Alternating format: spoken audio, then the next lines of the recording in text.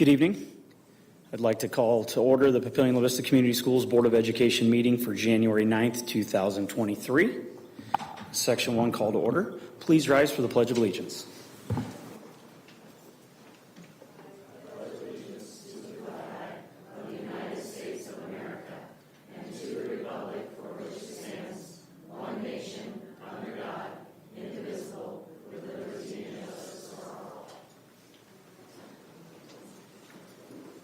Thank you all. All right, moving on to item B under section 1, call to order, the oath of office for new board members. I will turn that over to Dr. Rickley. Thank you very much, Mr. Lotus, members of the board. This is a little bit unique in that the superintendent takes over in two junctures during the meeting. This meeting does not belong to me. It belongs to your Board of Education. Because this is our annual business meeting, there's two specific tasks that have to be accomplished. First is the swearing in, which I'll get to in just a little bit. And then the second part occurs later on in the agenda when we elect our officers. And there is a brief moment in time where we are without officers, and there's some transitional period, and it'll make sense when we get there. For those of you that have watched our Board of Education meetings in the past, you've seen this happen before, but it's a kind of a neat symbolic moment of transition of power and emblematic of what's near and dear to us as elected officials. So the very first thing is the official oath of office. And let me just kind of explain to you in case we have people in the audience that would like to take pictures. So we have 3 newly elected board members, 1 that's brand new to the board, 2 that are returning. So what we'll do is we'll do the oath. I will administer the oath. We'll ask for recognition from the community and our board members here. If you want, if we do have family members that would like to come up and take pictures during that, that is perfectly appropriate. It's a pretty important deal. If not, we'll just move on, and then I'll turn the proceedings back to the board president, Lotus, for the remainder of the agenda. So with that, I would ask our 3 board members, Mr. Brian Lotus, Ms. Brittany Holtmeyer, and Ms. Sue Ann Witt, to stand and say the pledge with me. And so our audience is aware as well. So we'll verbally say it, and then at their places they have a written document that they'll sign, and then we'll keep that for posterity's sake as well. So again, just want to make sure everybody has time to come up here to take their picture. Outstanding, thank you. If you'd raise your right hand, please, Ms. Holtmeyer, Ms. Witt, Mr. Lotus. I state your name. I, Brittany Holtmeyer, do solemnly swear. Do solemnly swear that I will support the constitutions that I will support the constitutions of the United States and the state of Nebraska, of the United States and the state of Nebraska, and will faithfully discharge the duties and will faithfully discharge the duties of the office of member of of the school board the school board of Papillion-La Vista Community School District of Papillion-La Vista Community School District according to the best of my ability. according to the best of my ability. Ms. Holtmeyer, Ms. Witt, Mr. Lotus, congratulations. We're very proud of you.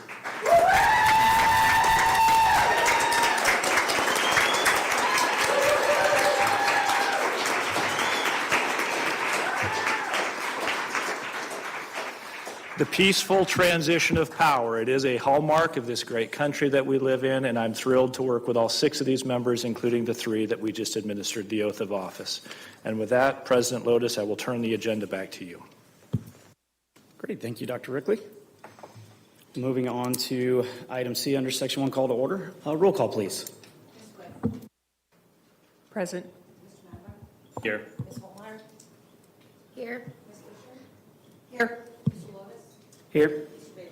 Here. Thank you.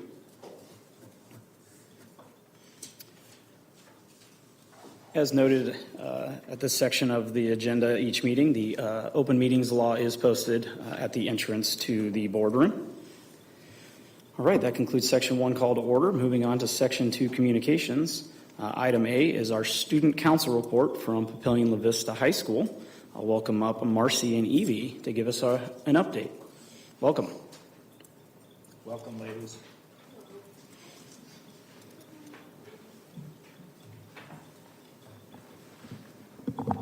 Hello, we're just going to talk about a few things going on at our school. To start off, we're going to talk about the fine arts. The Play Pro had the ITS Festival, and they performed the play Little Shop of Horrors last Friday at the Holland Performance Theater. At this performance, James Rasser was awarded a superior rating for his solo, and Caleb Hampton received a superior in the tech category. Show choir begins their season this weekend, and they have a preview night this Thursday. And then their first competition is in Gretna. Moving on to service learning, our student council donated over $400 worth of items to the Sarpy County Holiday Assistance in December. Our Leadership Academy showed our staff their gratitude prior to finals week by hosting a staff appreciation breakfast. Our staff were treated to music from the jazz band and songs from our vocal choir students as they ate breakfast pizza.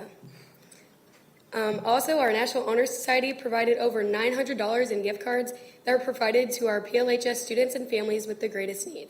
Moving on to our debate team. For our debate, Brenda Tangway placed first place as a speaker, and Vincent Timberlake placed third as a speaker. And overall, we placed second. And for Papio Proud, our organization that is for diversity, inclusivity, and for sexualities and ethnicities, they are preparing for a cultural fair. This will be held this spring. The leadership committee also will meet with the NSPA.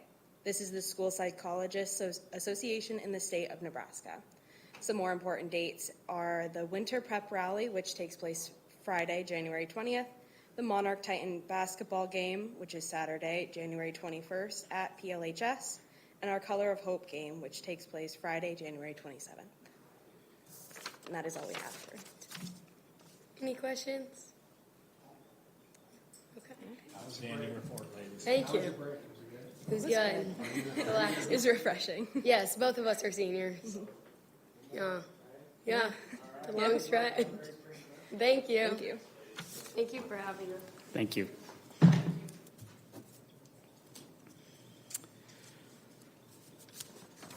All right, moving on to item B under Section 2 Communications. Our presentation for this evening on the Teacher Ladder Program. I'll turn that off to Dr. Settles. Thank you so much.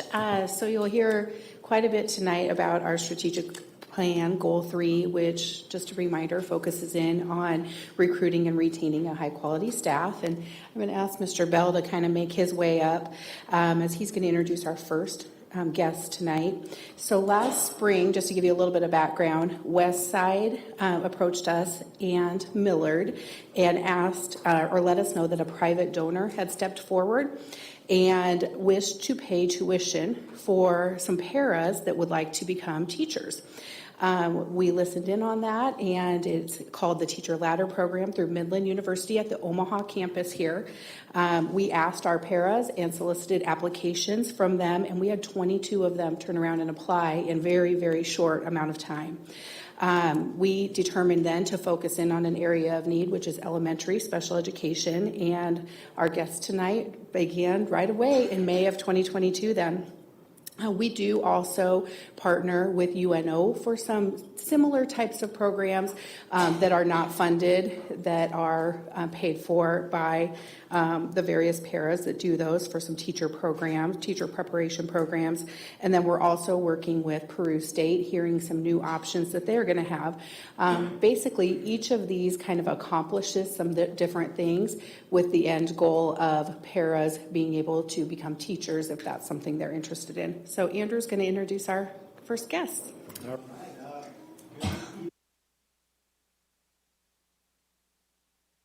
Congratulations to returning board members and our newest board member. So I'm going to introduce two individuals that have worked exceptionally hard this year, not only as paraprofessionals in our district, but also departing at night to do some classwork. So I'm going to introduce Gayla Ezra and Corinne Hansen, both paraprofessionals in special education that work 175 days a year. They are 6-hour paraprofessionals. Corinne has been with us for 7 years, and she serves at Prairie Queen, and Gayla with us for 15 years over at Portal Elementary. I know I saw Mrs. Lowndes, proud principal, here too, so I'd like to introduce those guys and have them tell you their journey on the Teacher Ladder Program.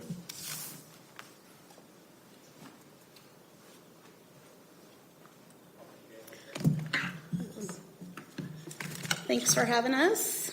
Our journey began in the Teacher Ladder Program on May 23rd of 2022. So this was our first day of classes at Midland University. We meet every Tuesday and Thursday from 4:45 to 9:15. We take 15 to 18 credit hours per semester and 11 in the summertime, and we will student teach in the spring of 2024. So that requires a lot of time management skills, organizational skills, and flexibility from us, because our iPads calculate our average study time, and we average 4.5 hours a day each week. So we both work full-time, we both have families, so it requires a lot from us. And we are just very excited to have this opportunity. Upon completion of the program, we will be dual endorsed with an elementary education degree and an endorsement in special education. So we are excited to begin our journey in the fall of 2024 as special education teachers. We have an amazing and supportive cohort. We have 9 members from Westside Community School, 2 members from Millard Public Schools, a member from Nelson Mandela, a member from Platteview, a member from Metro Community College and a daycare, and the 2 of us from Papillion La Vista Community Schools. We feel our experience working with the district as a paraprofessional has been very beneficial for us. We're able to apply the work-related material to our classroom material. It has allowed us to grow as individuals in our current positions, and it has made us easier to apply the material that we are learning and connect it to our experiences in the classroom. We are the first cohort to be Apple Teacher Certified. So it took a lot for us to get there. It required a lot from us because some of us don't get to work with technology very much with some of the students we work with. So it was a little bit challenging for us. But our next few slides are going to showcase some of our assignments. We all know that every student is different. They all have a different learning style. Some are visual learners, some are auditory learners, some are kinesthetic learners, and some are reading and writing learners. So this here is one that I created with the storyboard. That it is a comic strip, and it was a lesson that I presented on the day in the life of a teacher. So students with this, they learn most when they're actively engaged in the learning process. So as you guys know, the move now is to steer more away from the traditional teacher-oriented to more of a student-centered, hands-on approach. So this comic strip, I was supposed to present a lesson plan. I was supposed to have 2 students ask me questions and then respond to those. So just kind of a fun way to present a lesson to students. This next one is mind mapping, and it's a visual graphic organizer, and it helps students see how material is connected. This also allows multiple students to learn at their own pace. So they can go back, they can reread, they can watch videos. So my particular one was on biomes. So it allows students to read the articles, watch videos and links, and then they can go back at their own pace and connect with that material. Then we have some interactive posters. I did mine on Bunsey, and the interactive posters just again allow for another learning style, opportunity teaching different methods.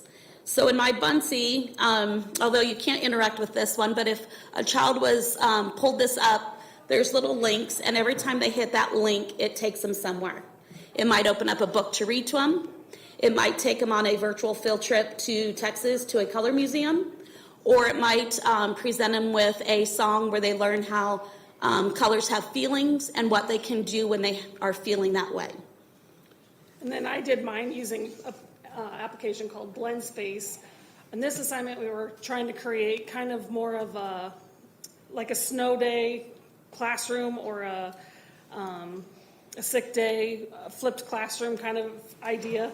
And here there's a video, again, it's not interactive on our slideshow, but if we clicked on the boxes, the first box would be me introducing the lesson, the next box would be me giving a lesson, and then I included some other videos and diagrams for the students to check on, just to kind of help explain it in another way, and then we gave more interactive worksheets and a quiz at the end, just to kind of gauge our students' understanding.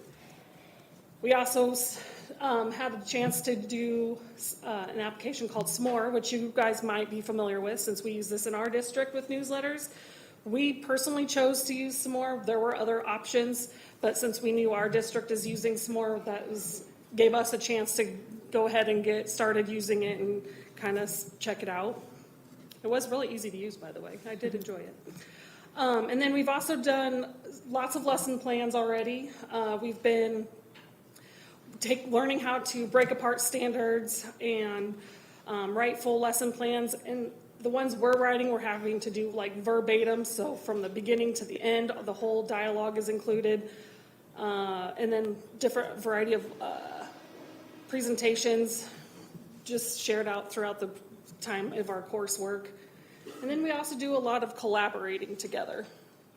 Yep. So these are just a few more pictures of us working together with our classmates. Our cohort is amazing. I feel like we wouldn't be able to do it without them. We're all very supportive, and it's so nice that we all have a para background. So you can just see on the left picture, that's just one of our classrooms. We spend every Tuesday, Thursday in working together. And in that last picture, that's actually the main area where we can choose to eat together and kind of take a break each night. So without our cohort, we would be lost, I think. But we do really want to say thank you. This has been a great opportunity for us. We are really enjoying furthering our own educations, and we look forward to sharing our new knowledge and working with the students in our very near future. So thank you very much. You guys have questions for us? Will you have a bachelor's degree when this is over? Yes, we will have a bachelor's degree in K through 6 with an endorsement in special education. Excellent. And both do already hold bachelor's degrees as well. That was one of our ways that we worked with Midland on determining how to narrow down from our amazing 22 people who were interested. They said, if you want to first focus in on some that already have bachelor's degrees, we would be able to get them ready for the job in 2024, fall of 2024. So Excellent. that helped with that as well. I took a master's degree program at College of St. Mary's at 36 Saturdays, so we met every Saturday for 9 hours. And the one thing I remember when it was over was there was a sense of, oh, what do I do now? Because that striving that you're working so hard to get these things done is one of those important things that keep you going. And so congratulations, and I wish you much success. Thank you. The fact that you'll be getting your bachelor's degree in elementary ed and special ed along with the Teacher Apple certification, which is no small thing, that's going to bring tremendous value to your skill set. And we're thrilled you're doing this. We're proud of you for doing this and can't wait to see you as classroom teachers. Well done, ladies. And, first for, this one's probably more for Dr. Settles. Is this just a one-time thing? Well, we hope that it can continue. That's kind of one of the things we're in the talks about. The donor has some real specific things that they've asked for from those that are coordinating it. And so, for instance, one of the things they regularly do is fill out surveys of kind of their progress moving forward on. So the hope would be, you know, as a whole, this is something that can help the whole metro area in these areas of shortage. One of the pictures, I think maybe the second or third picture, was the two of them signing their agreement that upon successful completion, they would give 5 years in the field as a special education teacher here in the district. Gotcha. And hopefully, I mean, it sounds like a great program. Hopefully they are able to continue it going forward. But what feedback would you have on it if they do continue it? I mean, 15 to 18 credit hours at the same time as a full-time job, and families, obviously, you know, not an easy thing. But what feedback would you guys have on the program? The administration at Midlands is very supportive. And I would just say that, you know, you have to have good time management skills and organizational skills, because everything, you know, hits right there, and so you got to be ready to go. And I think it helps too. We work in the district already, so we have support in our buildings that we're working on. So I can go to any one of my teachers in my building or my principal or whoever I need to and ask a question, and they'll be there to support me 100% of the way. So. Gotcha. Well, appreciate it. Thanks again for coming and presenting. Thank you. Thank you. I'm very impressed by the program, and it'll be interesting to see how it goes moving forward. But there's no doubt that word supportive came in. You have to have a supportive family. You have to have supportive community, and supportive community includes all of your staff and your cohorts in the program. So wish you the very best of luck as you move forward. Looking forward to having 2 additional special education teachers in the district moving forward. So thank you. Thank you.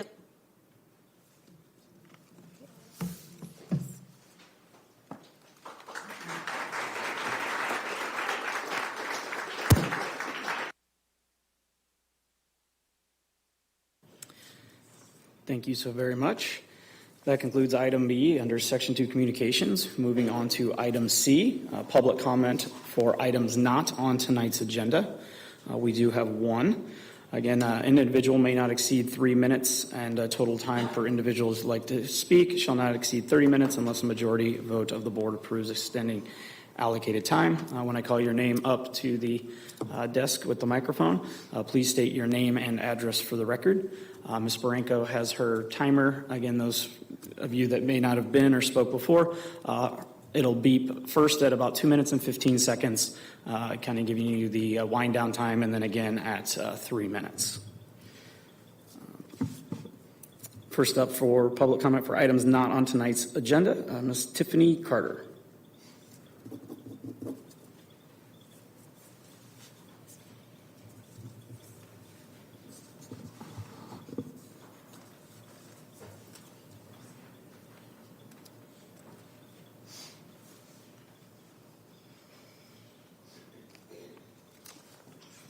Welcome.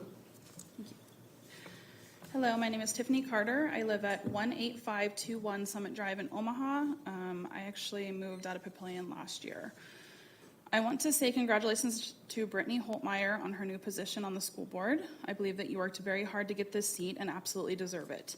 I can say that your tenacity to speak the truth, stand for righteousness, and refuse to compromise has not gone unnoticed.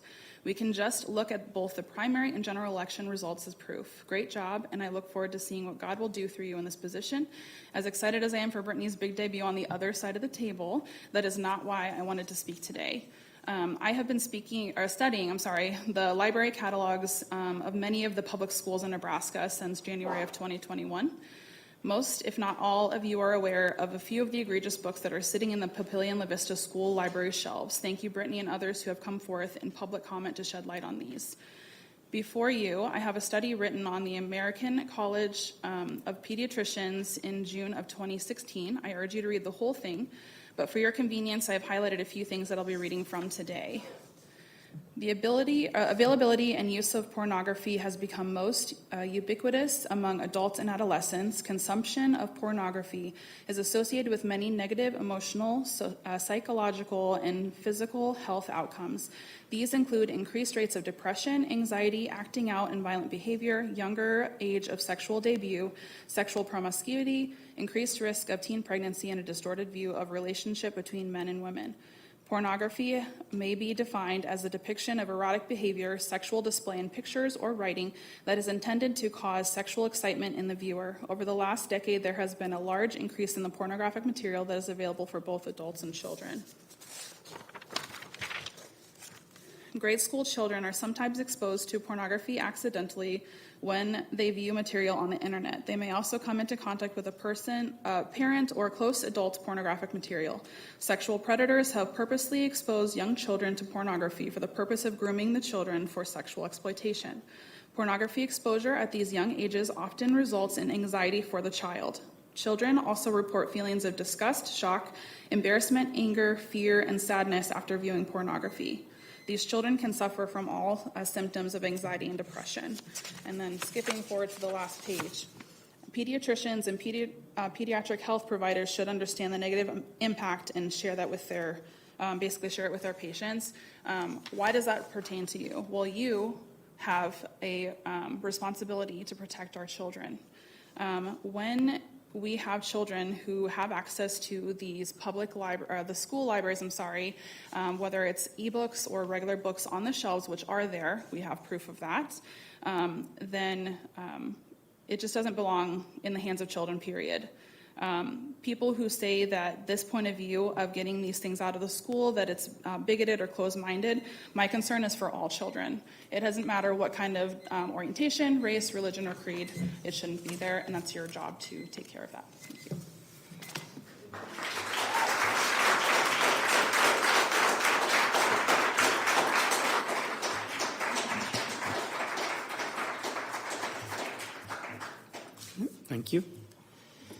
Moving on to item D, under Section 2 Communications, our superintendent's report.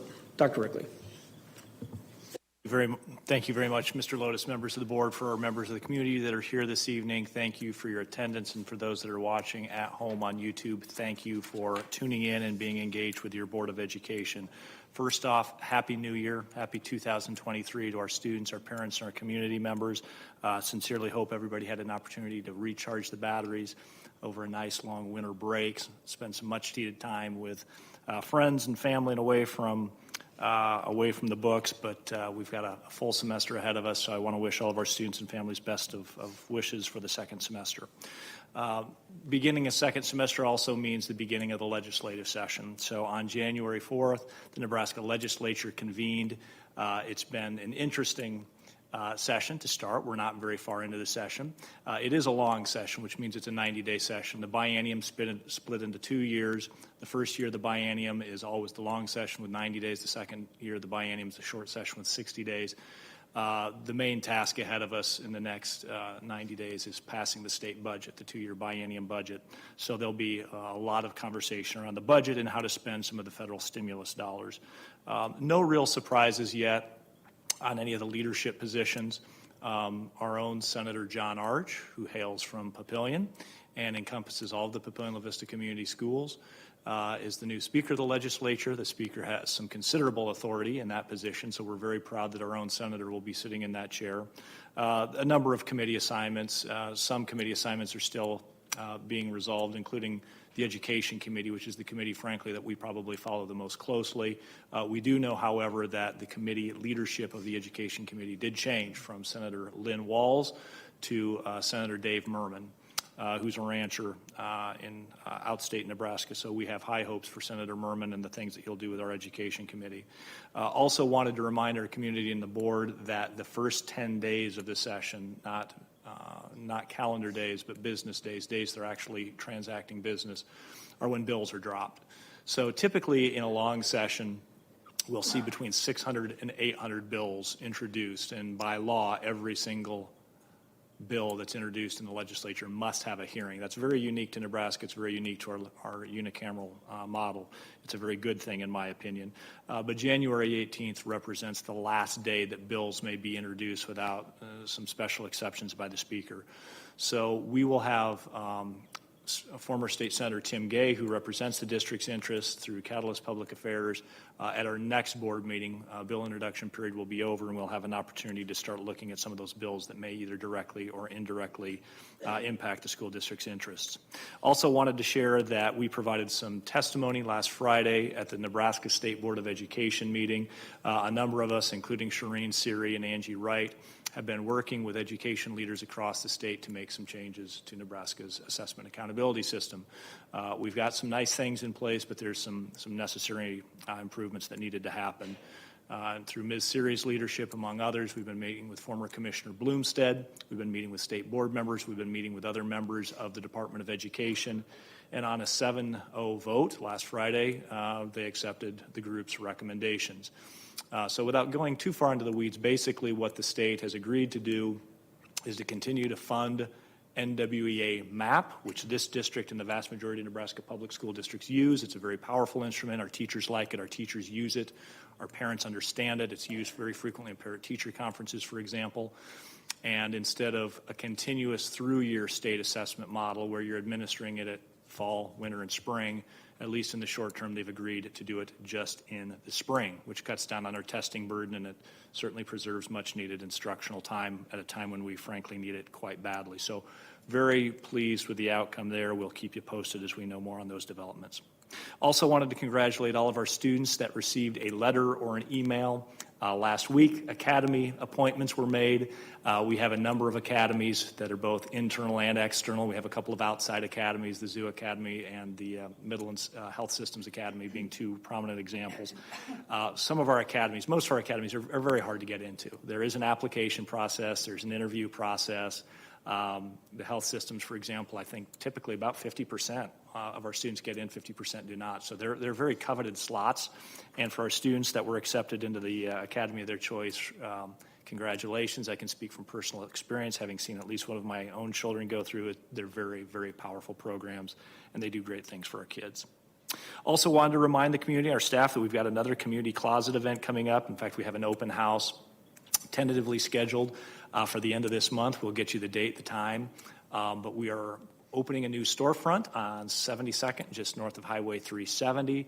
It's right next to the FedEx stall. If you know where that strip mall is located, we have partnered with Calvary Shadow Lake Church to open this storefront, and you all know the good work that we've been doing with some of our most vulnerable and fragile families in providing toiletry items and clothing items, and we'll continue to do that work. We'll just have a bigger space to do it. And finally, had the great honor of doing a Liberty Day lesson as a former high school government teacher. It's not often I get to dust off my teaching chops, but I got to meet with a group of fifth graders, Stanley Hall, last week, and they ask really good, insightful questions about our history, our government, that wonderful document that we know as the United States Constitution. It always surprises me how sophisticated that even fifth graders, 10, 11-year-old students, and their understanding of this great country of ours and the form of government that we have. So I think I've got at least one or two more of those coming up in upcoming weeks, and it's always kind of fun to meet with our students. And with that, Mr. Lotus, I would conclude my superintendent's comments. Thank you, Dr. Rickley. Moving on to board reports or comments for this evening. I'll start since you were mentioning the academies, and I do have a point to this, but I'm sure most of the country, and probably all of us, have been watching the whole scenario with Damar Hamlin play out, the Buffalo Bills player who was hit and had cardiac arrest and everything, and athletic trainers are the ones, they were the first responders and did a lot of CPR, and have been credited basically with saving his life, which is fantastic. And if you followed today, he's waking up, he's got pictures of him and everything, so he's back in Buffalo, which is great news. But my point being, our school district does a great job with athletic training academies, and I have two of my three children that have gone through, they got lucky enough to get into the athletic training academies, and one is now a nurse at UNMC, and the other one, she is finishing up her senior year as an athletic training student at Emporia State University. So huge shout out to all the folks that started the process for my kids, and a huge shout out to the athletic trainers. We've been saying it for a while, watching my daughter be an athletic trainer. They don't get nearly enough credit, and now the world is kind of seeing what they can do, and it's kind of fantastic. So like I said, my point is that, hey, for those that got into the athletic training academy, good on you, as well as the other academies, but we do some great work with our academies, so very, very proud of everybody out there who teaches and does all the work with our students, so thank you very much. Last Friday, I was fortunate enough to have the liaison lunch at Carriage with the teachers, which is great. Mr. Richards joined us as Dr. Rickley was having a really good time, it looked like, in front of the State Board of Education down in Lincoln, and that just got held up a bit. And it was a great conversation. We had a bunch of questions around the bond timeline and some of the projects. Mr. Richards did a great job answering. Then we also talked through, they had some questions on our legislative priorities as we brought Mr. Gay up previously, and we talked about some of those. And then probably the biggest thing they talked through was mental health and behavior support in our buildings.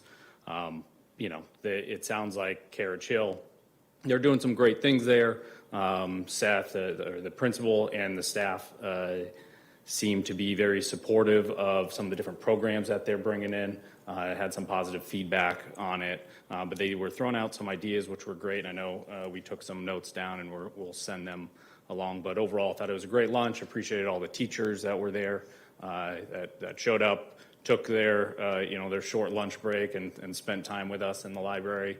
Mrs. Bailey only had a couple negative things to say about you, Skip, which was good. Less than I expected. But overall, it was a great conversation. Thanks the teachers and staff for hosting me.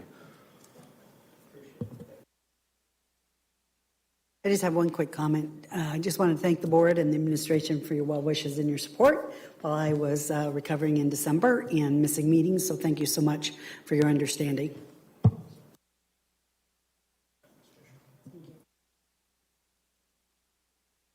Okay, there we go. I just want to say I'm thankful to be here. It's been a long journey for me to do so. And I just wanted to remind the people that we work for you. So if you have questions, anything, email, we'll get back to you. And I'm just very happy to be here and can't wait to see where this next 4 years takes me.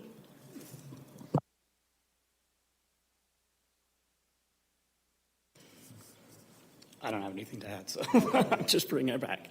So thank you all for your comments and reports. Liaison lunches are always one of the favorite parts of the job here. So it's great to get time in the schools. All right, seeing no further board reports or comments, we will move on to committee reports. Building, Grounds, and Finance, Dr. Tafoya was the chair, and we have not had a meeting since the last meeting. Moving on to Human Resources and Student Services. The HR subcommittee has been very busy. We've completed negotiations with the teachers. On the agenda tonight, I think the entire section 4 is about HR issues, so you'll be talking about those negotiations, staffing goals, and all of this fits with goal number 3 of our strategic plan, which I think is great because we do want to retain and increase our staff retention. So I'm waiting to hear reports from Katie later. Thank you. Thank you, Ms. Witt. And Curriculum and Americanism. We have not met. Thank you, Ms. Fisher. All right, well, that concludes Section 2 Communications. Moving on to Section 3 Action Items. As Dr. Rickley previously noted at the beginning of the meeting, this is one of those areas where I, as outgoing president, we will currently have a few minutes without board members, or without officers, and I will turn over item A, the election of officers, over to Dr. Rickley. Thank you very much, Mr. Lotus, members of the board. So let me just outline the process, kind of big picture, and then so the community understands exactly what's going on. We only get to do this every other year when we have new board members, and then every year if we have election of new officers. So just want to make sure our community understands perfectly clear what's going on in front of you these next couple of minutes. The Board of Education does have 6 elected board members. 4 of those are officer positions. That is your president, your vice president, your secretary, and treasurer. I will oversee the process for a very brief time until either the president is selected or a whole slate of officers, depending on which option the board chooses to pursue. Once the president is elected, I will turn the proceedings back to the new president, whoever that individual may be. Typically, we've done officers in one of 2 ways. We've either done each of the 4 officers individually, and you'll see how that looks here in just a little bit, or the board does have the option of doing a slate of officers. So instead of saying, I would like this person to be president, and then stopping and voting and doing this person to be vice president, it's one person saying, I want this person to be president, vice president, secretary, and treasurer, and then we do the slate of officers. So the board may choose to do it either way. Once that someone has been nominated, either individually or the slate, it does not require a second. Typically with Robert's Rules of Orders, when a motion is made on the floor, typically you need a second, but when you are electing officers, that is not required. It can be done, however. If someone chooses to make a motion, we may accept a second. But again, neither is required for the process to move forward. When it becomes clear that no more names or no more slates of officers are being suggested, the nominations will be closed. Again, you don't need a motion to do that, but if a board member wants to provide some closure to that part of the agenda, they certainly could. But if we have a board member that says, hey, I move that we close nominations moving forward, we would require a second for that. But again, a nomination and a second are not required. Questions from our board members before we proceed with asking for either an individual board president or a slate of officers? Seeing no questions before me, at this point in time, I would open it up to the floor for our 6 board members to either nominate a president or a full slate of officers? I want to make a motion to do a slate of officers. Mr. Bailey is president, Mr. Madler is vice president, Ms. Witt as secretary, and Mr. Lotus as treasurer. Thank you, Ms. Fisher.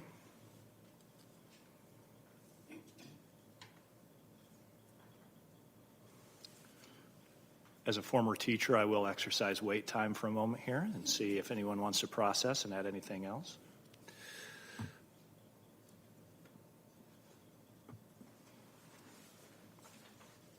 Seeing no other nominations, either individually for the president or a slate of officers for all four of the positions, I declare the nominations for the board positions closed.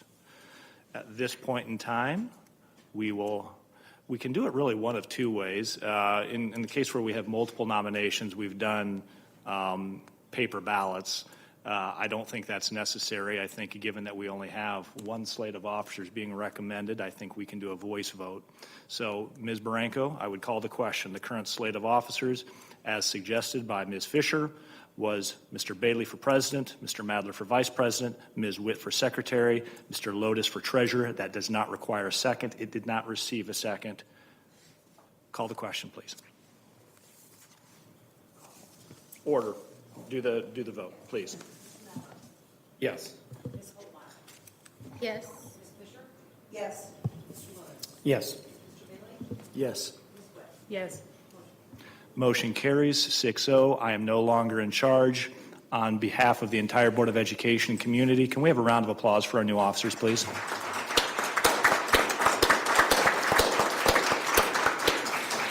We will not ask all of our officers to change positions. The board will kind of figure out where they want to sit at a future board meeting, but it has been our custom for the new board president to assume the position to my left. So I would humbly ask my new boss, Mr. Bailey, to assume the president's chair. And again, thank you, Mr. Lotus, for your years of service.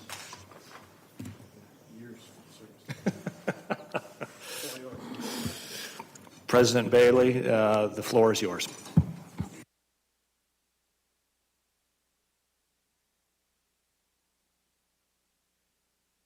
All right, in the big chair. I've only done this in the absence of you, so, thank you very much. So now I've got to figure out what I'm doing. All right. Since we are finished with number 3, letter A there, we will move on to action by consent for our annual business.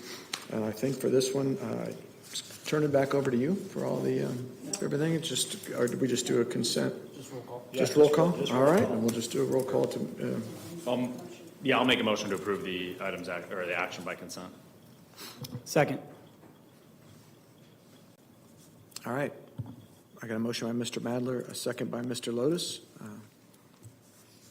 Roll call, please. May I ask a quick question with that? For the actions by consent, if I had a question on that, can I, when would I ask that? Mr. Bailey, President, will ask for questions. Oh, after we do this? Oh, sorry. No, it's okay. Go ahead, please. Okay, if you may have I ask a questions. question? Absolutely. For this stamp, for the authorized use of the stamp, the people that have that is the president, secretary, and treasurer, correct? Is that the facsimile stamp? Yeah. I think that is correct. They do. Okay, and then when that stamp is being used each time, is that person aware that they are having their name stamped, like per checks? They give that authorization in the beginning to just allow someone to stamp it? Correct. Okay, thank you. Yep. Thank you for the question. Yep. Thanks. All right. Sorry. Make sure I did this the correct way. Thank you for correcting me. All right. Any further questions? Okay. I have a motion by Mr. Madler, second by Mr. Lotus. Roll call, please. Yes. Ms. Fisher? Oh, sorry. Yes. Mr. Bailey? Yes. Mr. Lotus? Yes. Yes. Yes. Motion carried.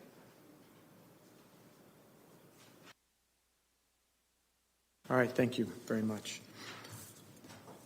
All right. The next item is item C, subcommittee assignments. If you read through this, you can see that We essentially we have a number of subcommittees and organizations. I do not have the list in front of me other than obviously the subcommittees. I guess those are all of them right there, the different representations. They're all here as well. I know that we currently have them set up. Obviously, Dr. Tafoya was the only person who left his position. He was on the building, grounds, and finance. So looking at you, of course, Ms. Holtmeyer, that was where we were looking to place you. If you're looking at another subcommittee, or if anyone else, I think we're going to change. Since you're going to be treasurer, we're looking at putting you on the finance committee, and then moving Mr. Madler over. Is that the way I understand it for those subcommittees? Okay. And he was going to go to. He's going to stay on finance. He is going to stay on finance. Okay. Replace me on HR and student services potentially. Okay. Yeah, I think, Mr. Bailey, mostly this is just a request for us to let you know if we want to make any changes or if there's right. anything that we maybe would like to, we have an interest in that we maybe hadn't been doing before. Okay. Thank you. All right. Well, in that case, then if that's the case, then I have those two changes. If anybody else has any requests, please let me know after the meeting, and then we will go through it. Date by which you'd like us to let you know, Mr. Bailey? Yeah, if you could let me know by the next board meeting that we have, by the 23rd, please. And real quick, because I would like to pick a different subcommittee, how, I would just email you that, and then how do you determine who gets picked? You can email me that, and then we will talk amongst the board and then see how we're going to do it. Mainly, if the other board members, if those subcommittees are already full, it'd be a matter if another board member would like to step down. If they don't want to switch subcommittees, then in that case, then I would tell you it would be denied. So since they are already, every other board member is already on those subcommittees, they have the right of first refusal. Just so our public is aware, we have, and if you don't have a copy of the agenda in front of you, we have 3 standing subcommittees that meet periodically. We'll have ad hoc committees that meet as needed, but for the most part, we operate with a 3 subcommittee structure. Buildings, grounds, finance, which deals with, as you would guess, facilities and monies. Curriculum and Americanism, which deals with the teaching and learning aspect, and HR Student Services, which deals with negotiations, deals with disciplinary issues if they rise to the central office, things of that nature. Lots of policy and procedure also mixed in with that group. So thank you, Mr. Bailey. Trying to figure out all the annual business. Not used to doing all this one. Item D, the 2023 board meeting dates. Dr. Rickler, do you want to go over these, or would you just rather have me go over those? Yeah, either way is fine, as has been our tradition. Again, for those of you that watch our board meetings, you know this. Nothing has remained, nothing changes here, but for those of you that may be new to this process, we meet the second and fourth Monday of every month, 6 p.m. Typically, our board meetings last between 60 and 90 minutes, sometimes slightly longer, sometimes slightly shorter. We do reserve the right of having a fifth on months where we have a fifth Monday of doing additional board meetings. Sometimes we do, sometimes we don't, though frequently we'll use that fifth Monday for a board retreat. Typically, the board will do 1 to 2 retreats per year. So the list of board meeting dates just simply reflect that second and fourth meeting date schedule for the upcoming year. 1 month out of the year, sometimes 2, depending on where Memorial Day falls, we'll only have 1 board meeting. December because of Christmas holiday, occasionally May because of the Memorial Day holiday. Otherwise, we stick pretty closely to that second and fourth Monday schedule. Does that answer your question, Mr. Bailey? Thank you very much. I appreciate you going through that. Absolutely. All right. Any questions? I'll make the motion to approve the 2023 board meeting dates as presented. Second. All right, I have a motion by Mr. Madler and a second by Ms. Fisher. Any questions on the board meeting dates? Make sure I get this right this time before I take it to vote. No, not you. I meant make sure I do my job correctly here. All right, then if we could get a roll call, please. Ms. Fisher? Yes. Mr. Bailey? Yes. Mr. Lotus? Yes. Yes. Yes. Ms. Holtmeyer?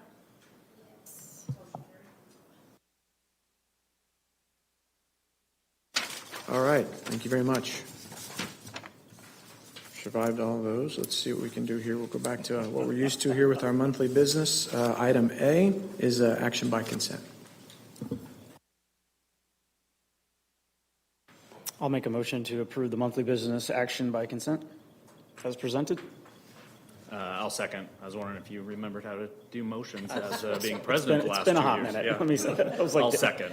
Am I saying this right? All right. Motion by Mr. Lotus, a second by Mr. Madler. Any questions on this? Yes, ma'am. I just had a question. I was looking through these and then with the checks, there was one made out to UNO, for $26,500 for the two of them, two checks. I didn't know if that was maybe like a typo or if that was supposed to be like that. Oh gosh, it was the very last one, UNO, yeah. Yes, that's something that I can look up for you.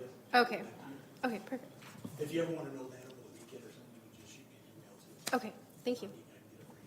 Okay, thanks. All right. Any further questions? Okay, roll call, please. Yes. Yes. Yes. Yes.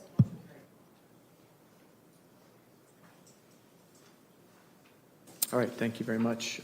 Item B under the monthly business, the board meeting minutes of December 12th, 2022.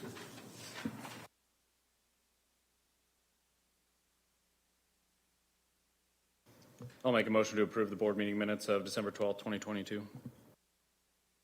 I'll second.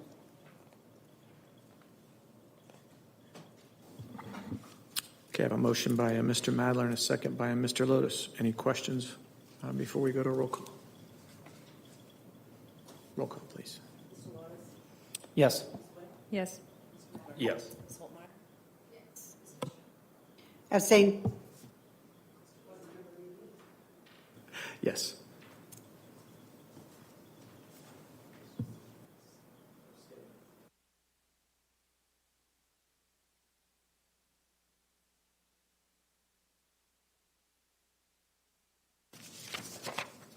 All right. Motion carries. Yes, thank you. 5-0 with one abstain. Thank you very much. All right, so let's continue on to item 4, discussion and information items. A, Human Resources and Student Demographics Report. Dr. Settle. Thank you very much. So what I'm going to share with you is just an annual look at data that really does help to inform recommendations and decisions on staffing recommendations for the following year. So 23-24 is what we're looking at here. I'll be sharing with you first a look at some of our student demographics and then a look at our personnel. So first of all, if you take a look at the historical report of our preschool through 12th grade students, this is as of October 1st. We always need a stopping point each year and, of course, continue to grow throughout the year, but we wanted to just share that that is October 1st for the data that you'll see here. You'll notice that this is an increase from last year. You may remember a couple of years ago at this time, we were down students, that we do continue to see some growth, slow growth as we rebound from the pandemic times, but we do expect to continue seeing some with some of the land that's being developed as well as some of the option enrollment opportunities that are increasing. Just a little bit further look at this. So I kept on there 3 years for you to be able to see, and just to kind of summarize these numbers. So in yellow there, you see the numbers from October 1st of 2022. The white is the fall of 2021, and the gray is October of 2020. And then again in white, the difference between this year and last year. Again, just as we continue to come off of the pandemic, just thought it was important to be able to share with you a 3-year look there. You can see total pre-K through 12th grade, we were up 23 students from last year, even though I'll remind you, and you were there, I'll remind you that we did graduate some of our largest classes of a total of 900 students in 2022. Also, note that fall, October 1st timeline does tend to be some of our lowest numbers of the year because of preschool. Preschool is something that will continue to grow throughout the year as child find services help to identify birth to age 5 children and as new babies are born. So that's something our specialists are continuously on. Also, we always like to take a look at option enrollment at this time of year, and a celebration. We always do hope to see more students opting in than opting out, but we do expect to see this change just slightly, again, with some of those option enrollment possibilities that we're looking at the high school level. Currently, our 4 highest grade levels of opt-out are seniors, followed by sophomores, then juniors, and then freshmen. So that's just kind of a look as far as where we're at this year on those. Just a reminder, our current closed schools for this year are Bell, Prairie Queen, Ashbury, and actually Portal is not up there. That one is closed this year. La Vista Middle, Papillion Middle, Papillion La Vista High School, and Papillion La Vista South High School. It is important just to remind you that just because there's a school that's not up there does not mean that they have not reached capacity at certain grade levels. That's something that we monitor these all year long. So not only do we just do this annual review and make recommendations for the following year as far as open and closed schools, we also keep an eye on it all year long. An example would be Ashbury grew 50 students over this past year, and we'll definitely be taking that into account as we look at staffing for next year and make recommendations to you at the next board meeting. For 23-24, just a little bit of further information. It's been determined that our closed schools will be Ashbury, Prairie Queen, and then all 3 middle schools, with the exception that Liberty will remain open for internal only.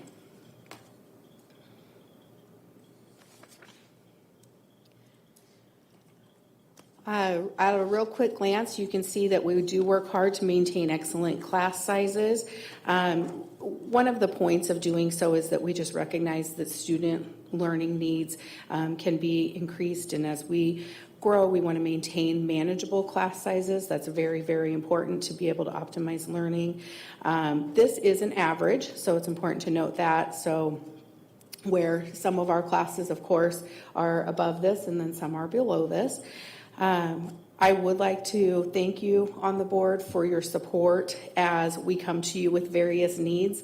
One of the things you do for us each year is give us an amount of growth positions. If we see a need throughout the year, that we have a certain amount that we can dip into. This year, we did need to go use one of those 5 positions. We're always very, very cautious to do so and would inform you if that was something that we were moving forward and doing. But we do that, ask for those positions from you for both general and special education.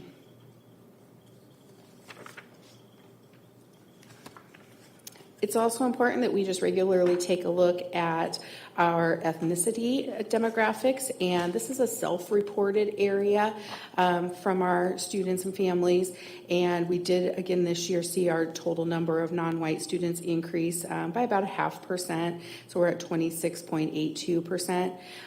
Of this area, our Hispanic population is the highest, followed by those that are identifying as 2 or more races.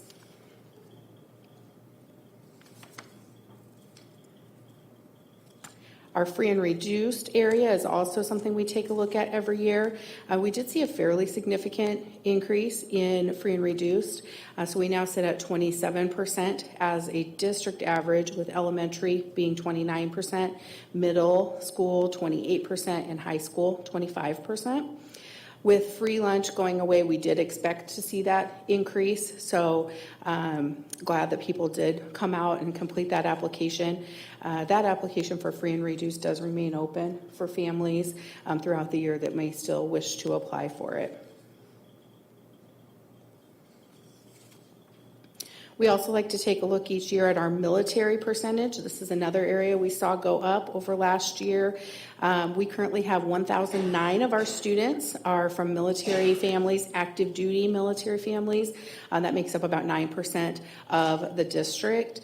That's over 100 more military students than we had last year. And I know that's super tiny, so I'll just share with you at each of the different levels. Our elementary, our largest is Anderson Grove, with a military population of 22%. And then at the middle level, Papillion Middle School with 11%. And at the high school level, South has 9%. Transitioning over to look at some staff pieces. This figure shows the percentage of staff that are working in our school district by the various categories. We have a total of 1,709 employees filling these roles that you see divided out on those slides.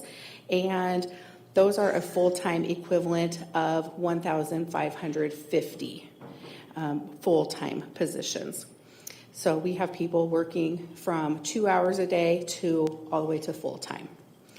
One of the things we're very proud of always is that more than 3/4 of the staff, and it's 77% of the staff members, do work directly in classrooms with students. I do really want to stress, however, that we definitely see all staff members make a difference.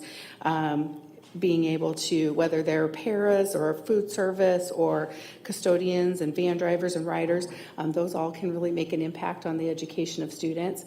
Maybe they're the van driver that is the first one to greet students in the morning, or they're food service personnel providing nourishment so the students can be ready to learn. But these are some of our areas that we have seen shortages in. So I think it's really important and something that we often share with staff, that this Board of Education really does recognize the impact that all of our staff make on students and make them ready to learn for those teachers and paras and that are working with them in the classrooms every day. Every year, we also like to look at our teaching positions and just evaluate where we're at on a couple of different data points compared to elsewhere in the state of Nebraska. At last check, some of the state data was not yet available for the last couple of years, but just to share with you, our teaching staff do have an average of 14 years of experience and an average of a little over 10 of those years being in our school district. So you can see that's something that we definitely like to see as it continues to increase, and it has hovered right around just above as we see a slight increase each of these years.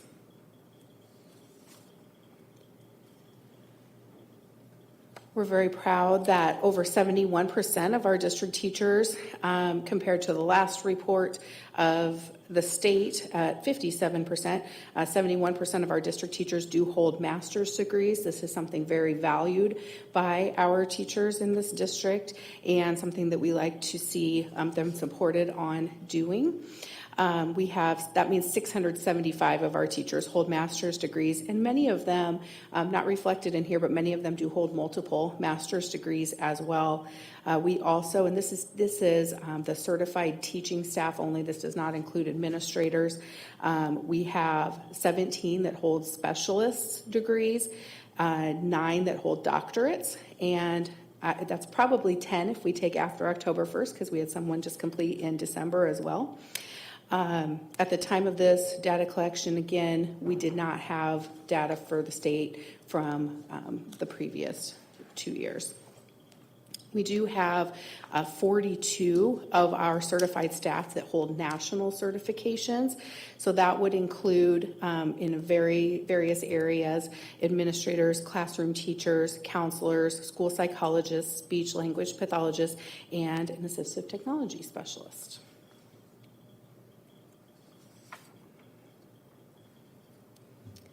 You're probably pretty well aware, but our starting teacher salary this year is at $39,000, and we are in the second year of a 2-year contract with the teachers of PLCS.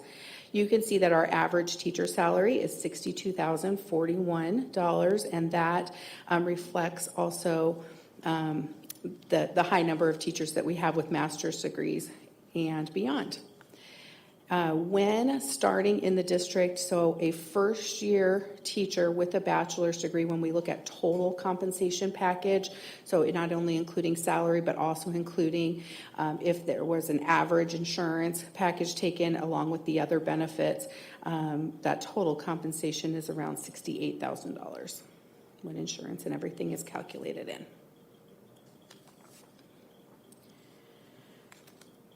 With the national shortages in the areas of education, we definitely keep an eye on the certified staff that are nearing retirement. So you're going to see everywhere from very new teachers on this chart to those nearing retirement. You can see that close or right around 10% of our teaching staff is age 50 and up. And of those, the administrators are the highest percentage closest to retirement.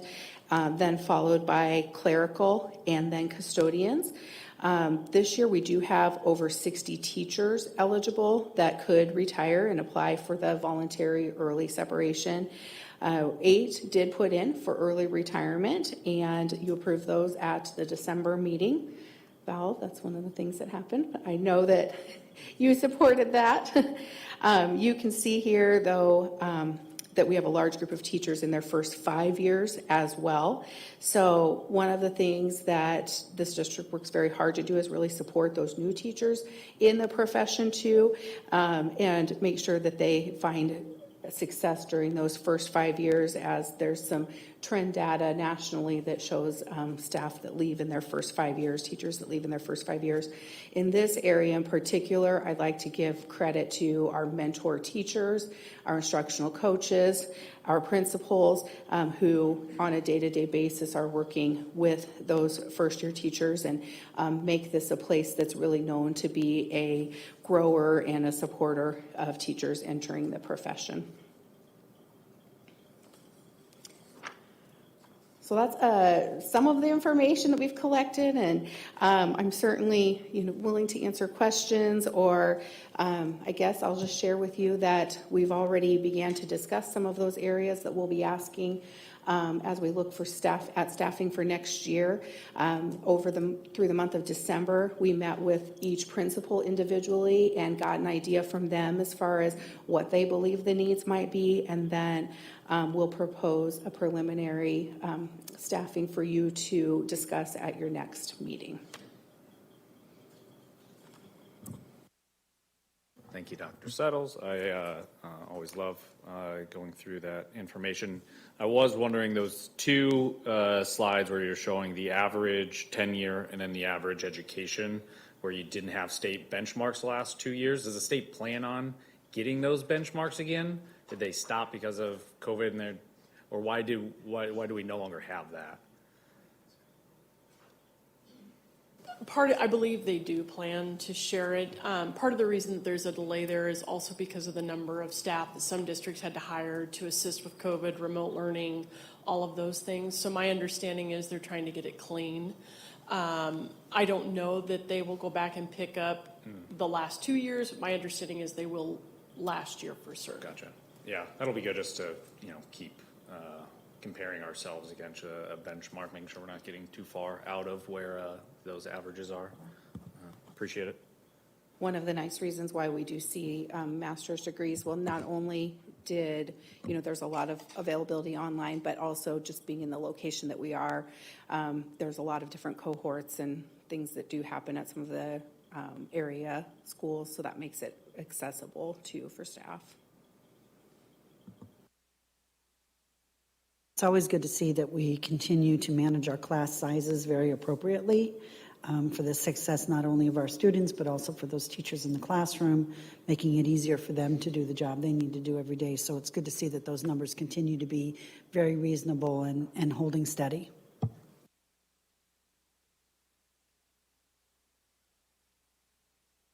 All right, doesn't look like anything else. I do have one quick question. I don't know if you have the answer right now. We average, 27% free and reduced lunch?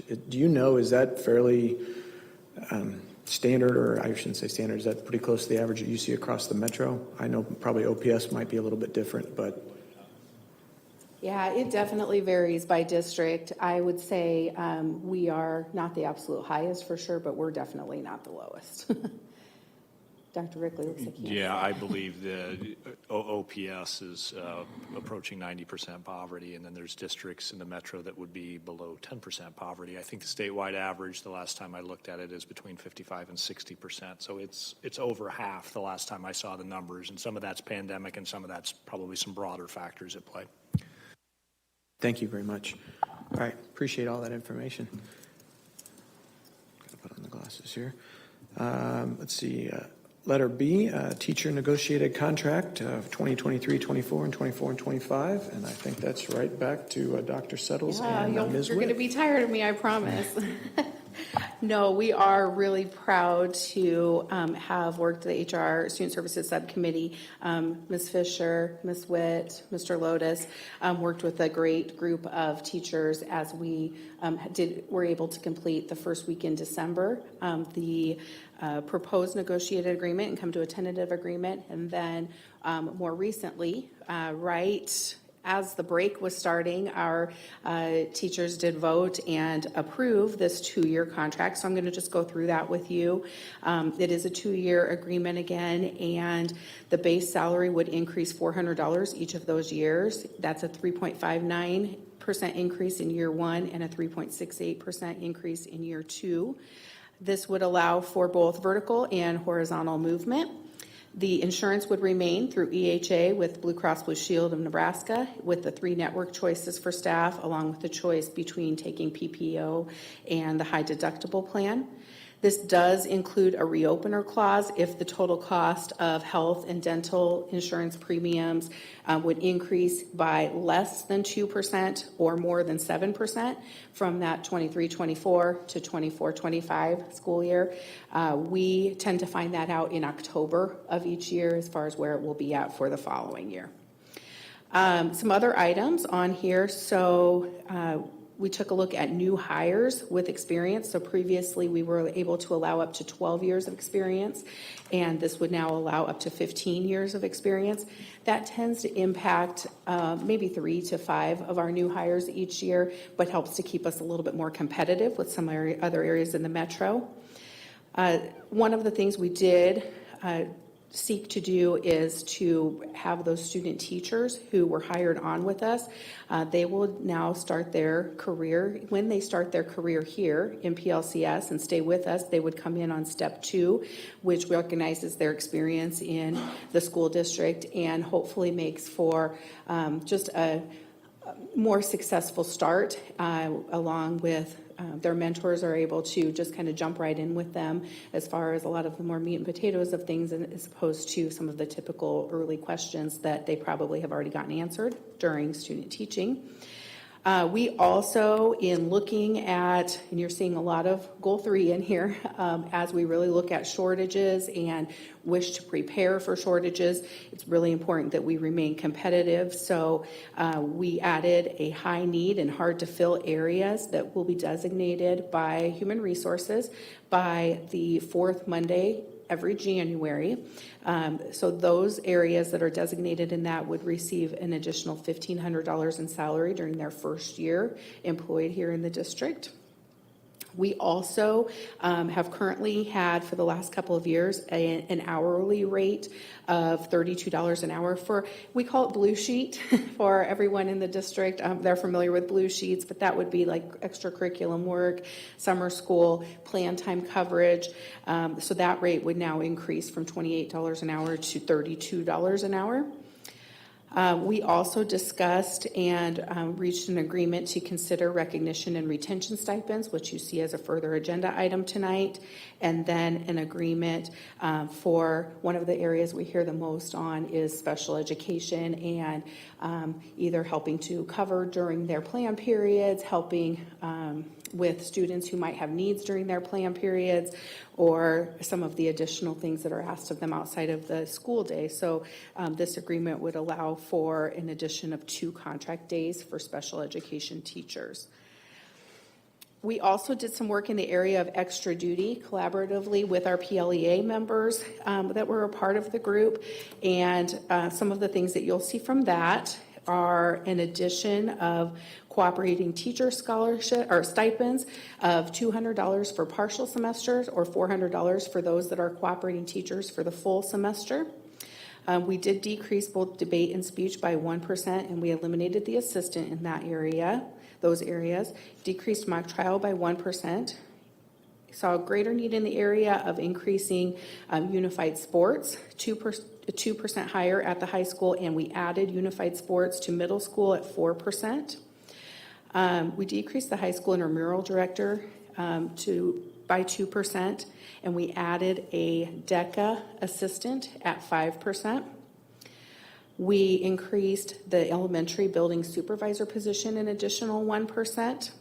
And our PLV media, who probably many have enjoyed watching sports from time to time, sports and activities on that, now became one district spot at 15%. It was previously kind of an innovation type of club. And then I guess the high need area is something that we already discussed. So those are a variety of the areas. We were really proud of this agreement and really, really appreciated the group that we got to work with PLEA. We feel there's really something in here for everybody and really takes a wise look at some of the issues facing education. Basically, the goal is we want to make this the place that people want to be, and we hope that we've accomplished that. I do want to give a special shout out and thank, and some of them are here tonight, and I appreciate seeing their faces here tonight. Austin Bolton, Lindsay Wilson, Shelley Kramer, Carrie George, David Tozen, and Taylor Oglesby were the teachers from PLEA that represented, and it takes a ton of extra time. A lot of people don't realize that, but as they look at a whole variety of different areas, and as our team does the same, and really come together and try to do what's best for everybody. So really appreciate them being here. Are there any questions? I want to echo what you said about working with the PLEA. This was my first experience being on the negotiating team, and the professionalism, the ability to negotiate with good faith, I think was well demonstrated by both groups, and I appreciate that very much. I've always felt that teaching is an altruistic calling, and the teachers come here to do this because it's something they love to do, and I want them to be recognized that that's what I feel they're here to do, and so I love that about teaching. I wish I could make it the same as professional baseball players make, but when we work with public funds, we're stuck with what we have. So, and this does fit goal 3, the retention and hiring, which is, I think, we're doing an excellent job of meeting that strategic goal. Thank you. I would echo your comments. I'm disappointed that I wasn't there when we made the agreement, but I will say that since the state put into play the specific dates we have to do everything by, this is a district who has worked with great teams with our PLEA, and we have always met goal and never had to revert to the state for any assistance and timelines and getting things done. So again, thank you so much to all on PLEA, on the negotiating team, and the efforts they put in and the time they put in, because it's a joint effort, and we can't do it without great people from that side and board members willing to spend the time along with administrators. So we met that deadline quite early and did a very good job with that. So appreciate that. I was not on the negotiating team, but I know you guys put a lot of time and work into it, and want to thank PLEA as well. And then taking it back to the members and getting their feedback on it. I know that it was a time-consuming process, so I want to show my appreciation. I also want to go through an example, just because we look at the new contract, and we talk about things in base salary, right? But those are just for what is the base. So a teacher, so the base is going up to 3.59% next year, and then 3.68 the year after that. But those teachers are moving up and are moving down the scale from 1 to 2 or 2 to 3 or whatever in those years. And because we do try to incentivize the continuing education, we saw the 70% with the master's degree, 71%. We try to incentivize that. So the hope is that our teachers will invest in themselves in that continuing education in the district once they get those credits and start adding them up, then the district can reward them for them. So just a quick math, but if you're a current third-year teacher with no additional credits, you'll be up actually just salary, so not including any of the total package, but 4.8% next year with this. And then in next year, it'd be 9.6% in year 2 from now. And if you just go up if you move to the right and just do 9 additional post-bachelor credits, you'll actually be up 13.9% 2 years from now, right? Or I wasn't quite following. I was trying to flip to that page. Yeah, no, the one thing I'll wasn't a point out is that includes the insurance increases. Yeah. So that those 3.5 and 3.6 Gotcha. percentage includes that. Gotcha. My percentages does not. So yeah, I was just talking about the Right. salary. So, and I think that's where it is. We do try to lay that out there to incentive so that our teachers do invest themselves in themselves for the education, and they can get rewarded for it as well. Right, and we're very, very strong when you have your master's degree, very, very strong there in the middle of the scale as well. Yeah.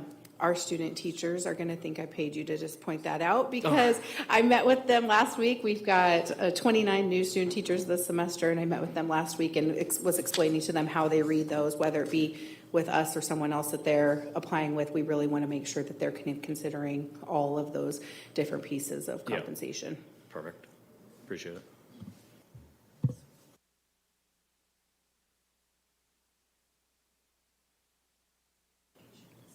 All right. Are you guys good? Any further questions? Okay. Thank you very much. Appreciate all your work. All right, number 4, item C, the recognition and retention stipends, and right back to Dr. Settles. Yes, all right. So, definitely this has been something that I know has kind of been highly anticipated by our staff, and really appreciate the patience that our staff has shown and the patience that the board has shown, as I know this is something, one of many options that you began discussing many months ago, as several other districts kind of jumped on board with doing some recognition and retention things. We really sought, along with the agreement with our staff, let's see what we can do in the negotiated agreements to make this a more competitive place to be, and then follow up with, is there anything further we want to do with recruitment and retention? Again, you're going to see a lot with Goal 3 in this. So I do want to explain and go into some detail on some recommendations for the recognition and retention stipends. Very much appreciate the board hanging in through some very long, I know, closed sessions over the last several months, but I think as we considered a whole lot of different things, I think where you've landed is going to be something that really accomplishes a lot of what we're trying to do here.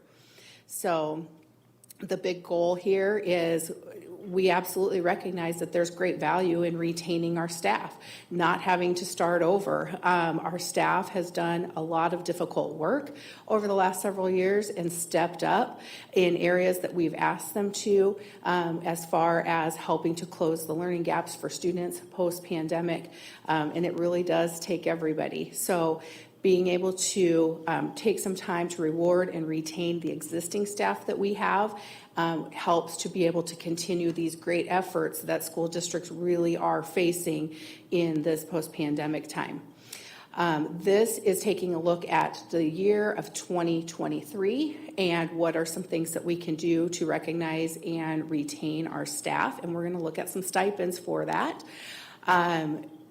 A big takeaway we want to make sure that everybody hears is, and time again, I hear you say this as board members, and I think it's really worth repeating, that every single person in every single job has made an impact here. And when we have faced different areas of shortages, everybody has stepped up in many, many ways to do what is right for our students. Again, this supports what we're looking to do here in Strategic Plan Goal 3 with recruiting and retaining a very qualified staff. Our staff survey data that we looked at from the spring did show that we had some staff that were interested in us taking a look further at stipends to be considered for the extra work that was expected to do, as well as the extra work that still lies ahead. It's also really important that we do keep competitive with other districts in the metro area. So what does that look like for us? The proposal involves $3,000 divided on 3 different occasions in 2023, and I am going to go through and kind of explain each of these. So it's $1,000 each time for full time. Everyone, and I'll go through everyone who this includes and who this does not include, but we're looking at all certified and classified staff who are expected to report on a day-to-day basis. The first 1,000 of that on a full-time basis would be dispersed on February 15th in the paycheck, and that would be for all staff that has already been employed on or before September 1st of 2022. Our next one would be on May 15th, and something that we ask our staff to do in March and April is to let us know if they're intending to return for the following year, and helps us with planning as we look to hire for the following year. So all staff in those intent to return letters that agree to stay on for 23-24 would have $1,000 on their May 15th paycheck. Again, these are all pre-tax.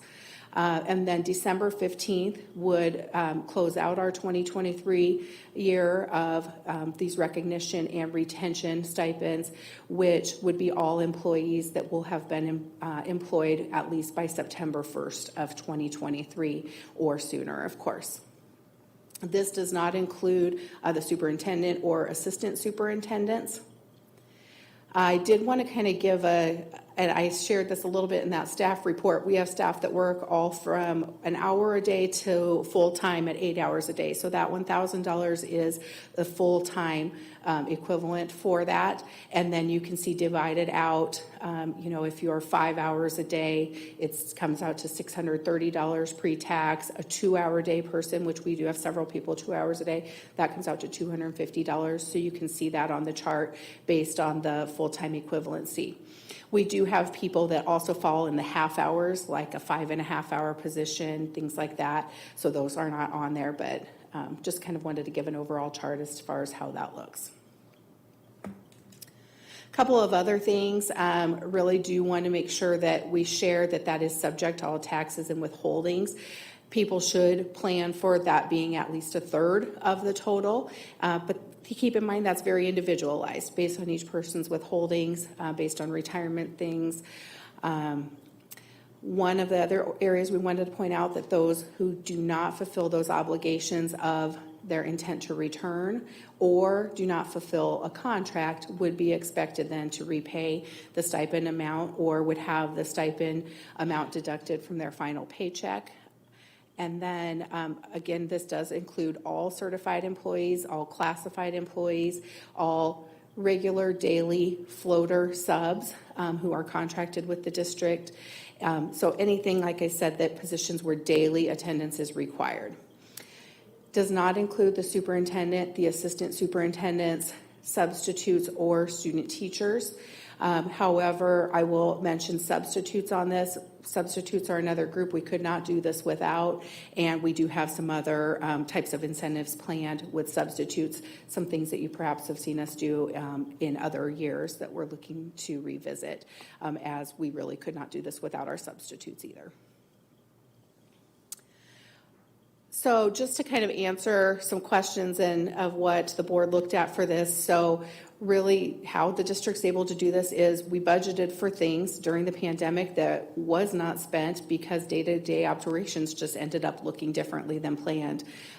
We did have, and we do continue to have, some unfilled positions. We also saved in areas of transportation and utility expenses while we were closed. Several of our daily operations had to be stopped just to keep teachers in the classrooms and minimize contact with others. Some work that we typically would pay some extra to be able to get done did not get done, as we just sought to be able to keep education going in the district. We did ask everyone to step up and accomplish this, and Papillion Vista Community Schools has been successful in doing so during this time and in these months that have followed. This savings did result in a one-time extra pool of money that Dr. Rickley and the board did determine to be able to use to recognize and retain what we believe is our most valuable asset, and that is the staff of PLCS. So as I said, our most valuable asset is our staff, and being able, as we face in this nation, shortages all over the place at all different levels in the field of education, and as teaching positions become more and more challenging to fill, it's very important to recognize and retain our current team. This team knows what they're doing. They've been very successful with students, and through a lot of hard work, they've gotten us through the pandemic. It really is only appropriate that the savings found during this time does get returned to all of these people who have stepped up, done the extra work, and stayed with us here in Papillion Vista Community Schools. We value them, and we want to make sure that we keep them here for years to come. As long as they are working in the field of education, we would love to keep this staff here. Again, this keeps in line with the recruitment portion of Goal 3, as well as some of this money would also be used to help recruit some staff that would be starting for next year, and to hopefully fill some of the para positions, some food service positions that do still remain open. To answer a question that may come up, why not just put this into salary increases? As I mentioned, it has been very, very important to this board to maintain competitive salaries that we do budget for annually. However, we sought to do what we could in those negotiated agreements, but this was extra money saved through some reduced expenses throughout the pandemic, and similar to what some of our neighboring districts have done, we want to offer that retention and recognition stipend for the staff who have stayed with us and plan to continue to serve here. I will entertain any questions if you have them. I have a question. So retaining staff, I know that, in the fall time, I had shared the teachers' resignations, maybe it was even this summer. Can you tell, like, from now and then, like, why is it hard to find a teacher, and why is it hard to keep a teacher? Mm-hmm. Yeah, so truly there are not as many people entering the field of education. As we work with a lot of different colleges, I think we have 8 different colleges represented in our current student teaching group. Recruitment just into the field of education has also gone down. So that's something that, we aim with our education academy, with our para-teacher ladder program, all of those variety of areas, just to increase in general the amount of people going into education. Another thing, just from hosting town halls in this past summer, I did have quite a few teachers come and show up who were expressing to me how they are feeling burnt out. And a lot of it goes back to paras, that they don't have the para help because it's so low. Do you know why that is so low? Was it 7% is what you said it was at, paras are at? That would be the total percentage of our staff that is paras, not how many were short, but we've had, I would say at a high, we were probably over 50 para positions unfilled, and at different times, it can just turn over, para positions can turn over. We do see, and that goes all the way down to like 30 unfilled para positions. Many of our schools are full on paras, but many others have 1 or 2 open positions, and some perhaps more than that. We have other creative ways that we seek to help with that, including that's some of the ways that our substitutes have stepped up and helped to go cover para positions. But yeah, that just continues to be a challenge. Anytime you have an unemployment rate as low as it is in Nebraska right now, we see shortages in areas like our classified staff. And Katie, didn't we raise the salary recently for paras to help incentivize recruitment? Yep, we did. That was 8 to 9% overall package increase when we did that over the summer. So I do believe that's helped, but at the same time, sometimes those who serve in para positions, some don't work full-time or choose some to move to like a sub position as well.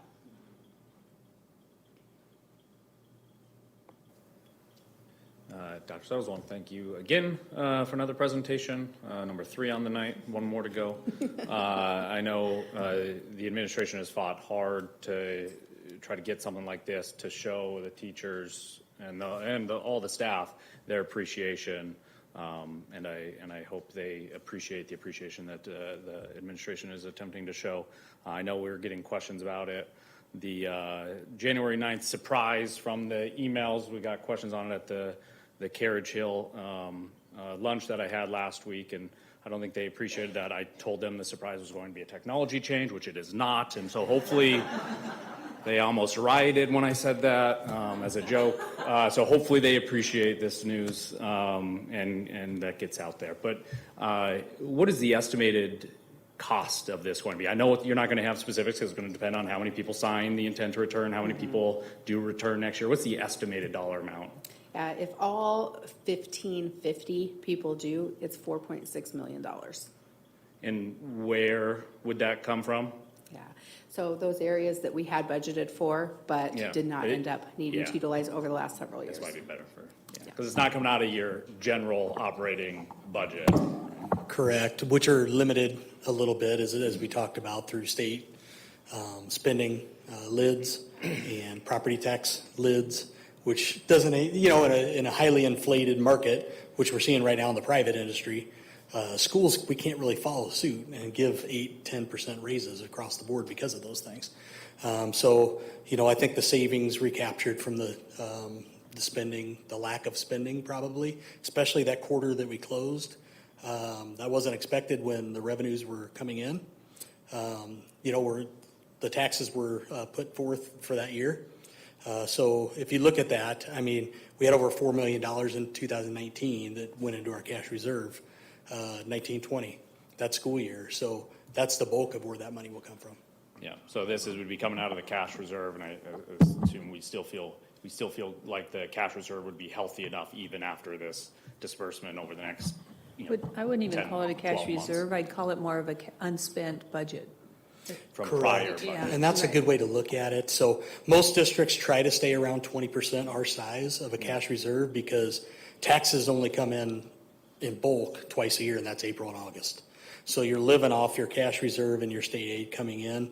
For example, we're sitting right now in your financial packets of about $20 million in our general fund account. So over the next 3 months, we barely get any, especially February and March, we barely get any tax money in at all. So we'll go as low as $8 million within that general fund. When you think about how much we spend per month, which is up close to 12, that's about right, that 20% area of cash reserve. So this will get us back down to that, around that 20% level. All right, appreciate it. I'll just leave that in between that. All right, I appreciate it. I had a few teachers ask me, and I told them an extra couple of gene days, and they didn't appreciate that either. I did have one quick question, though. I didn't see school board on there. Are we considered 1.0 or 0.8, or where's? I'm sorry. Thank you very much. 1.0 plus at a 0.0% 0.0% salary. Perfect. I like it. All right. Thank you so much for all that hard work. All right. The last item under 4. Oh, sorry. No, Mr. President, I just wanted to thank the board and Dr. Settles and her team for their commitment to doing this. This is a big deal. It's something that's a recognition of not only 2.5 really difficult years of doing teaching and learning in the classroom, but some fiscal restraint on the part of this Board of Education. There's a lot of other ways this board could have chosen to use those dollars, but I think they wisely banked them for a rainy day. I think this is the rainy day. We have this, or maybe the sunny day, if you look at it that way, Ms. Fisher. But we are unquestionably faced with incredibly challenging times economically and in the staffing market that Dr. Settles talked about. I just hope our community knows how hard this Board of Education values our staff and how hard they've worked to make this happen, along with Dr. Settles and her team. And I'm just very proud that we're able to offer this time. So thank you, Mr. Bailey. And just one last thing, Mr. President. I want to thank Annette Iman and her communications team for having extremely creative ideas and putting together. I had a blast making the surprise video kind of out of nowhere. So it was such a creative idea. I hope they all enjoyed it. I know Dr. Rickley and I had a blast making it. It only took 100 takes, but that's all right. I don't have acting skills, so it was entertaining to take some constructive criticism. But again, thanks for coming up with exciting ways to just do something different to make this announcement even more exciting than it already was. So appreciate it. I will share something I forgot to mention, and that is this is compensation. So one of the things we do, you saw that we had talked with the negotiating group about it, and while only a couple of them had some specific details, they trusted us and they kept it under wraps as we worked through a lot of details over the last couple of weeks. Along with that teacher negotiation group, we also have spoken with Dan Foote, our representative from Local 226, and he represents a variety of our other negotiating groups, clerical, paras, custodial, and maintenance. And over the next week, we will be getting those groups together, and we would propose an addendum to their contracts that would help to get their input and show that we've discussed this as well. So.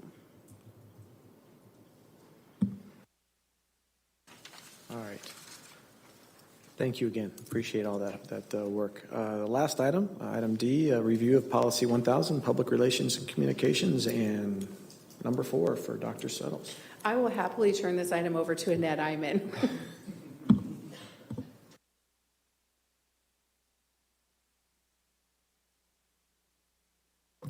So it's time to review the 1000 series. So if you all want to take some time and go through that, and we'll come back at the next board meeting with our proposed recommended changes. So just shoot myself or Dr. Steele any suggestions that you have on any changes that you'd like to see in that policy series.